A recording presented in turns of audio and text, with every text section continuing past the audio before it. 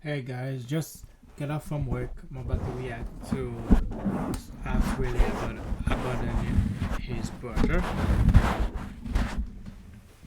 You see my uniform work is still on me. I got cereal. It's a chocolate versus peanut butter. Mix it together. Tastes good.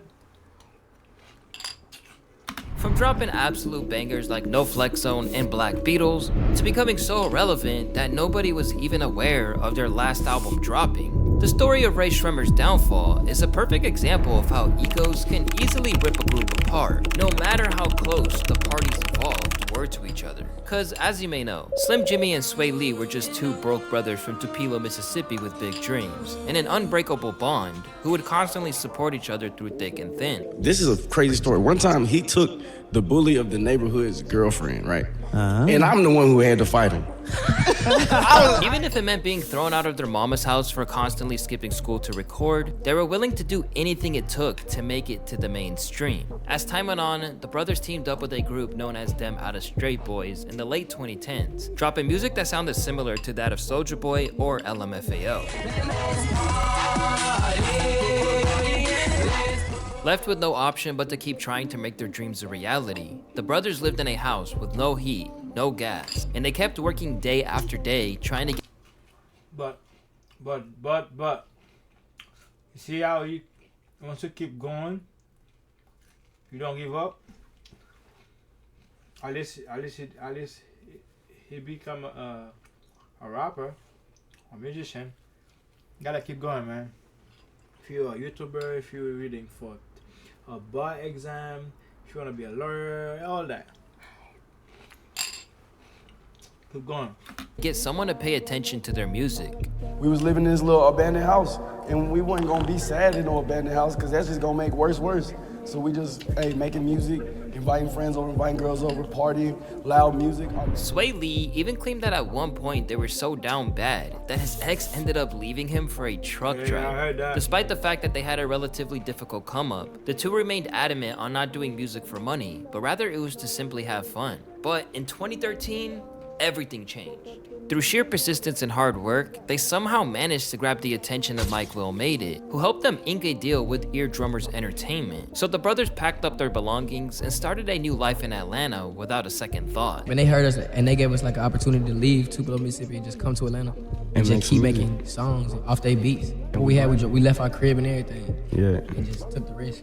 After coining the name Rae Sremmurd by putting a creative spin on Eardrummers, the two would go on to release their debut project titled Srem Life on January 6th, 2015. And two songs off this album called No Flex Zone and No Type absolutely exploded into the mainstream. Two songs that combined for a whopping 1.3 billion views. God damn.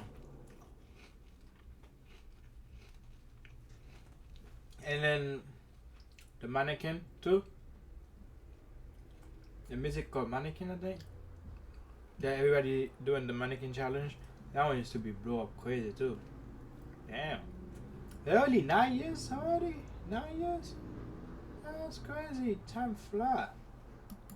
On YouTube alone. Now, later in this video, we'll discuss how hits like these were actually a double-edged sword and would also play a role in their downfall. But it was here where they immediately caught the attention of the masses, precisely because it, quote, didn't sound like anything else. The album hit the ground running, landing at number 5 on the Billboard charts, instantly making them the life of every party playlist. Next thing you know, the two were everywhere. Cover of The Fader, interviews with Nardwuar, Breakfast Club, Tim Westwood, world tours, you name it. They went from being complete nobodies the year prior to having their songs played all over the radio, with both critics and fans idolizing them like crazy. I ain't gonna lie.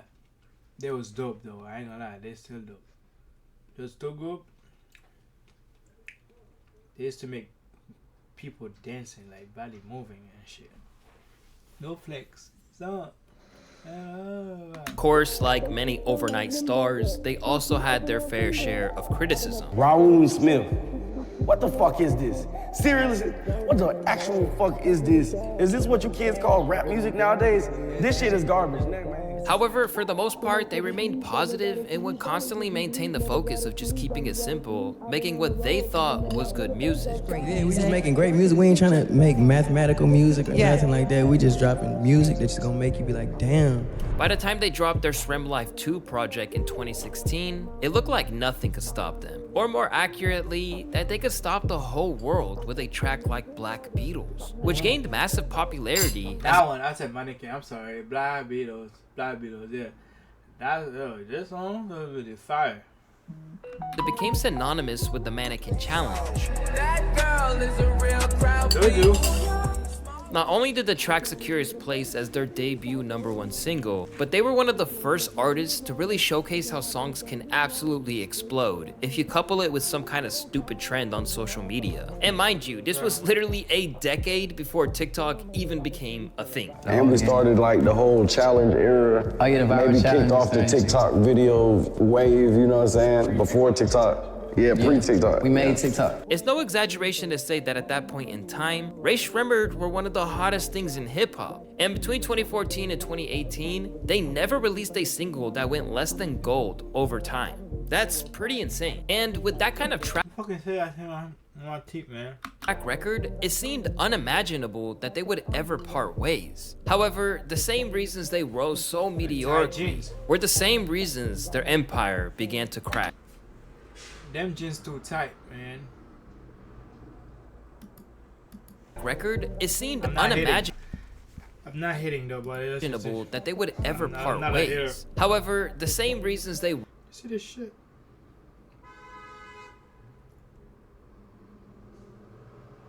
Yeah, Rockstar anyway. rose so meteorically were the same reasons their empire began to crash and burn.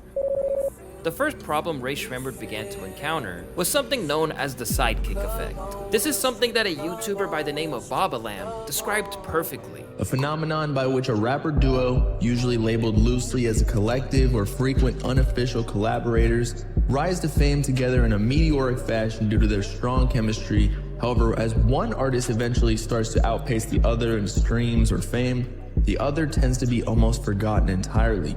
When you think back to any song that you can remember from the duo, it's one thing and one thing only: Swae Lee's hooks. Yeah. It was Swae's hook that became a staple amongst the Mannequin Challenge videos, which made Black Beatles a #1 smash worldwide. And the same can be said for songs like No Type and No Flex Zone, all of which Slim Jimmy's verses are pretty forgettable. And unfortunately for Rae Sremmurd, this is where the problems began. One user summed it up good when he wrote, "With all honesty, we know Swae Lee is the star of Rae Srem, and he gave Mike Will a lot more buzz in hip-hop ever since No Flex Zone came out. Slim Jimmy is important, but Swae Lee is the main success here." While some fans truly did enjoy Slim Jimmy's presence, the intensity of this chatter ramped up to the point that they began lashing out against it in interviews. For instance, in 2016, Slim Jimmy spoke to Complex about the forces that he felt were out to destroy their bond and tear them apart. The whole industry is going to do shit to separate us. We got separate tracks because we can both rap. After Black Beatles came out, the secret was out that Swae Lee had the melodies that had the power to move major units. Without even trying, he ended up as a co-writer on one of the biggest smashes of Beyonce's career after giving the idea Oh shit, are you serious? I didn't know that. Oh shit, I don't know, man.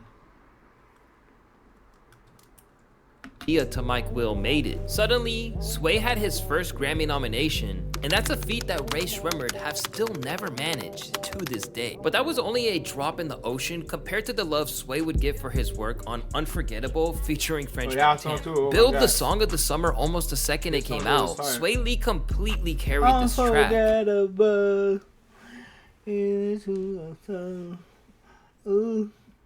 And it became I know how to sing. I need a Grammy. one of the most iconic moments of his entire career, with some joking that without Swae, the song would just be forgettable. While the Beyonce assist was relatively low-key, having Swae's hook playing from speakers all over the world made him a star, in a way that he was removed from the Rae Sremmurd name. Suddenly, Swae had his own Wikipedia page, while Slim still doesn't have one to this day. With Unforgettable taking over the world, the talk turned back to the possibility of Swae breaking out on his own, with notable figures in the commentary space such as Joe Budden saying, Joe Budden don't give a fuck. He say whatever you want. That time Academy used to work with them. I think he don't work with them no more. I don't know, do? Is he? Hey, Slim Jim, hate to break it to you, buddy. In any group, Y'all are separating. However, the boys continued to maintain that there were no issues between them that had led to this, even confronting Joe Budden face to face for his comments. This is what you said. Jimmy, Swae gonna leave you. This how you was talking.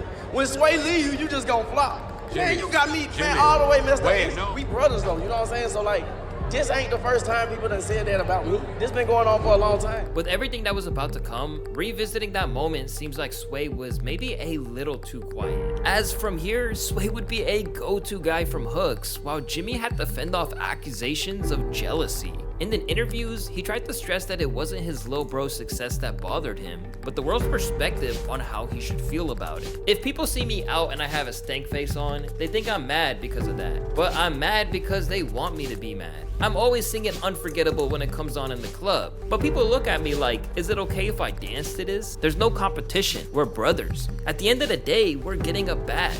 Now, Jimmy might have felt like this at the time, but around that same period, Swae's mind was likely set on greener pastures, to the point that he wasn't even reserving his biggest tracks as collabs between him and his brother anymore, and was looking for big names like Justin Bieber to fulfill the role he was looking for. But considering that Swae Lee clearly wanted to carve out his own musical identity at this point, it was no surprise that their third album, Shrem Life 3, was a little different in terms of structure. Dropped on May 4th, 2018, the boys dropped an entire 3-disc album.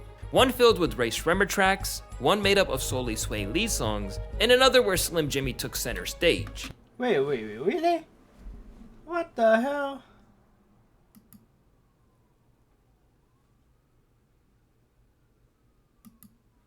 Considering that Swae Lee clearly wanted to carve out his own musical identity at this point, it was no surprise that their third album, Shrem Life 3, was a little different in terms of structure. Dropped on May 4th, 2018, the boys dropped an entire 3-disc album. One filled with Rae Sremmurd tracks, one made up of solely Swae Lee songs, and another where Slim Jimmy took center stage. The result felt like a compromise, and it made for one of the most inconsistent bodies of work in their catalog. While it seemed like the fact that they managed to drop an album together meant that they were on the same page, it would soon become clear that it didn't do anything to soothe the mounting unease between Jimmy and Swae.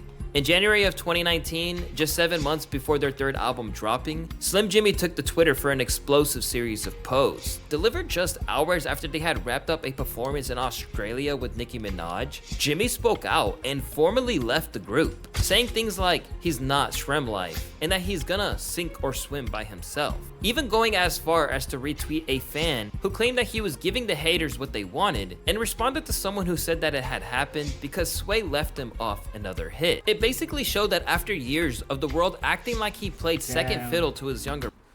Damn, that's sad.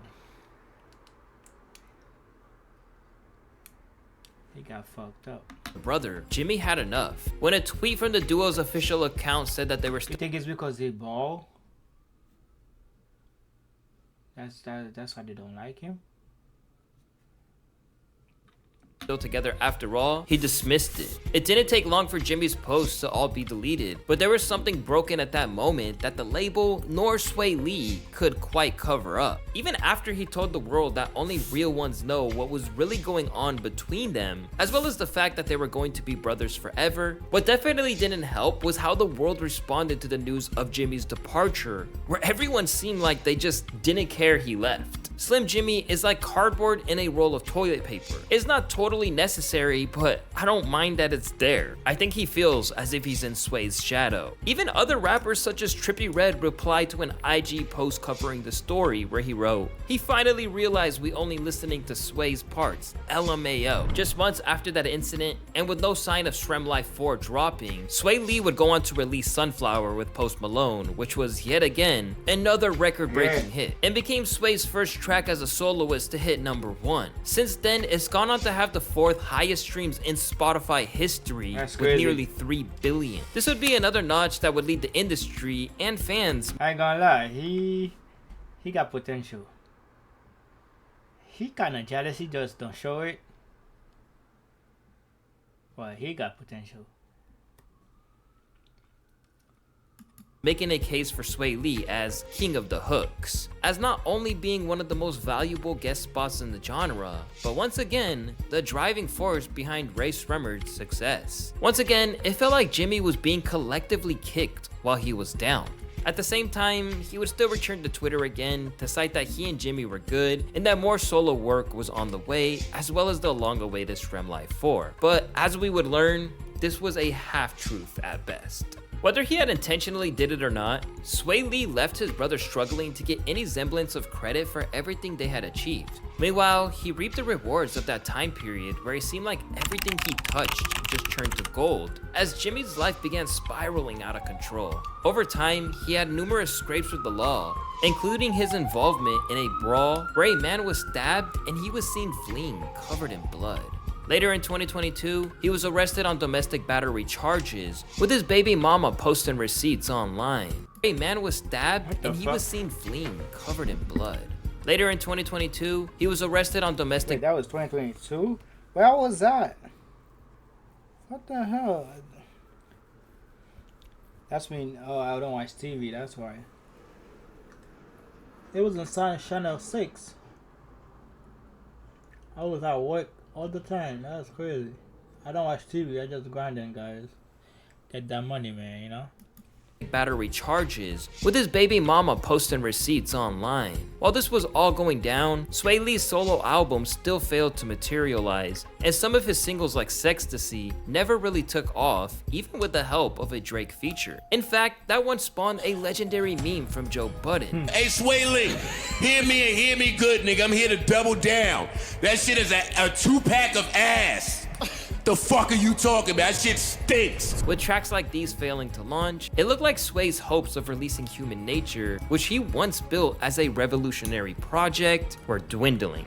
It's gonna be huge. Like, I'm breaking all the rules. I'm breaking all the boundaries. You know what I'm saying? I'm just like making my own song formats and everything. Like doing some production on there and everything. Got crazy features. Like some of my favorite artists are on there. So. But soon, music would be the furthest thing from either of the brothers' minds. Who's that? Who's that?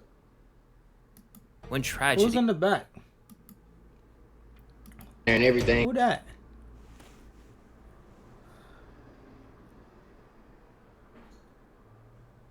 She look like a penis. Got crazy features, like Says moving. some of my favorite artists are on there. So. But soon, music would be the furthest thing from either of the brothers' minds when tragedy. That right? This thing. Doing some production on there and everything. Got crazy features, like some of my favorite artists are on there. What is that? It's moving. Check it out. Look. You know what I'm saying? I'm just like making my own song formats and everything. Like doing some oh God. Hey yo. It's a fucking production hand. on there and everything. Got crazy. Somebody in there. See? You know what I'm saying? I'm just like making my own song. It's a nigga. A nigga here. Song formats and everything. Like doing some production on there and everything. Got crazy features, like some of my favorite artists are on there. So. But soon, music would be the furthest thing from either of the brothers' minds when tragedy would strike. After horrific news broke that Swae Lee's dad passed away, and you'll never guess who pulled the trigger. My dad, my pops, he passed away recently. I have 3 brothers. Allegedly, the police say my youngest brother, he shot my dad, like killed my dad, like, and it's like my brother killed my dad. It's like unbelievable, like you can't even imagine, like it's like something out of a movie, you know? Yeah. I'm still dealing with it, like I don't even know how to deal with it all the way completely, like it's traumatic, like, but it's like, it just put like fury inside you. It put like fire inside you. Left to grieve their father and all the pain that came with their family being destroyed like that, Swae Lee's output slowed down to just random features, while Slim Jimmy remained inactive. Eventually, the two would regroup and reunite publicly, finally dropping Srem Life 4 in April of 2023. But looking at the less than stellar reviews, the absence of a hit song, and a chart position peaking at number 28, it seemed like the peak of their musical career might be behind them. Yeah, because that take too long, man. They forget about you. That's why. When it's taking too long, some fans will forget about you, man, and then some fans they will grow up, you know. They're not gonna stay the same age forever. That's it. Album performed worse than any of their previous works in terms of first week sales, and that unique spark and excitement that used to define their music isn't as vibrant as it once was. It is the most terrible Rae Sremmurd project yet. My boy sound like same way as Patrick CC. I'm feeling a light 2 on it. During the promo circuit for the album, Swae basically acted like his solo run didn't ever threaten to eclipse Rae Sremmurd, and that it was always about the duo. No matter what I do, like I always think about Rae Sremmurd, you know what I'm saying? I want to be Rae Sremmurd, like, you know what I'm saying? But even when I'm branching off doing other things, it's like I'm always coming home to Rae Sremmurd, you know? His body language. Shit. His body language, man. Body language. Watch the body language. Watch the body language. Look. Swae basically acted like his solo run didn't ever threaten to eclipse Rae Sremmurd, and that it was always about the duo. No matter what I do, like I always think about Rae Sremmurd, you know what I'm saying? I want to be Rae Sremmurd, like, you know what I'm saying? But even when I'm branching off doing other things, it's like I'm always coming home to Rae Sremmurd, you know what I'm saying? Like Rae Sremmurd's my baby, my base, like shit, me and bro, we rocking, we came out the hood together. As for Jimmy, the time away from the spotlight gave him time to reflect on the sense that Swae was more important to the group than he was. And for a while, Jimmy totally believed this to be the case too. I felt like I wasn't carrying my weight as an artist, and I'm very critical of myself, you know what I'm saying? I never even felt like it was a thing of importance because I'm not in competition with him. Like I done made it from nothing. We came from Mississippi, like we came from nothing. We made it so far away. Even if the industry was happy to leave his brother to slowly sink into obscurity, Swae Lee wasn't going to do that. And not enough credit is given. Wait, he got hair. Why he bald his hair up? Yeah, he got hair. Why he bald his head off? Just publicity? I would never bald my hair, man, unless if I become bald. Some got hair, boy. He bought his head off. Given to him for standing by his brother's side. Maybe it was regret over what had happened, his father's death putting things into perspective, or Swae realizing that the brand was simply stronger together. They're back together for better or worse. At the moment, both of them are talking about solo projects, but the buzz for those is way lower than it would have been in previous years. Yeah, because it takes so much time before they came back. 2023. So yeah, it will take time. But keep putting music though. There's one song that I like. I forgot the name of it. It's about they have a girl in it too, two girls. Before them was talking. It's like a relationship thing. Forgot, but anyway, I just came up from work. I'm tired and I'm out, man.